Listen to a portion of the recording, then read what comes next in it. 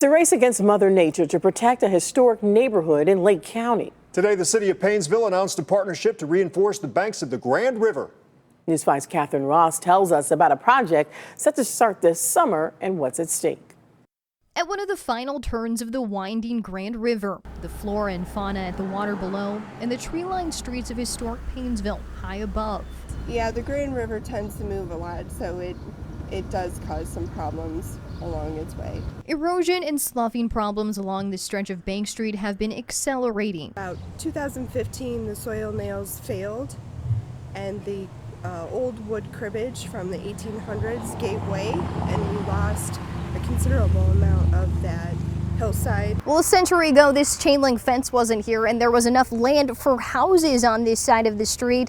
But after years of erosion, it's worn away dangerously close to historic Bank Street. So we would probably lose that road, and it would affect all those historic houses that live along that bank. It's why after the city's application for state funding was rejected, the city engineer went to the U.S. Army Corps of Engineers.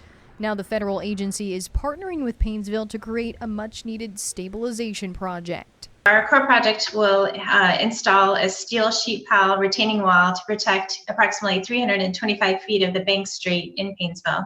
Project manager Marcy Worth says it will be a delicate project with signage over the water to notify river users and local-only traffic during construction. The contractor is also required to minimize vibrations to protect the 100-year-old homes nearby. And it is a historic location, so we will be watching for that. If he does exceed a certain level, they will stop work and then adjust as necessary. Much of the $2.27 million project will be paid for with federal funds.